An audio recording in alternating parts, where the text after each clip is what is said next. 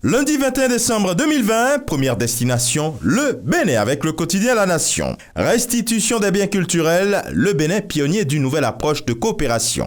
Restitue le journal, alors qu'au Burkina Faso, il est question avec le quotidien L'Information pour tous, d'élections couplées du 22 novembre 2020. Les résultats définitifs du Conseil constitutionnel, les Roch Kaboré n'aura plus d'excuses, lit-on.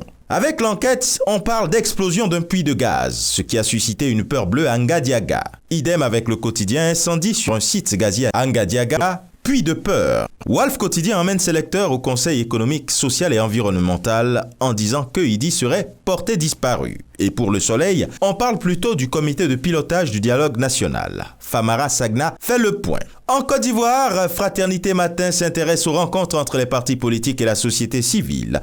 Le dialogue politique reprend aujourd'hui, apprend le journal.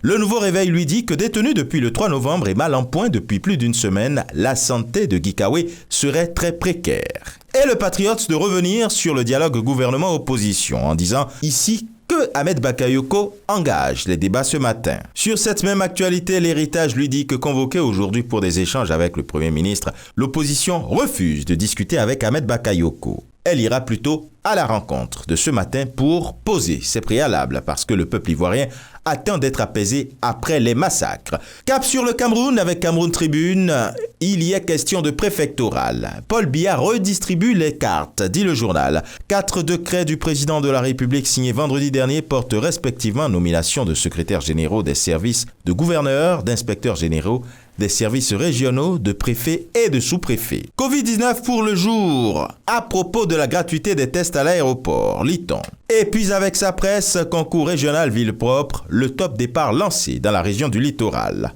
Et enfin, au royaume chérifien, le matin dit que Dakhla vit au rythme d'une dynamique sans précédent, confirmant sa vocation de trait d'union entre le Maroc et sa profondeur africaine. Et ce sera tout pour aujourd'hui. Mais encore, prudence, vigilance et surtout, n'oubliez pas les gestes barrières.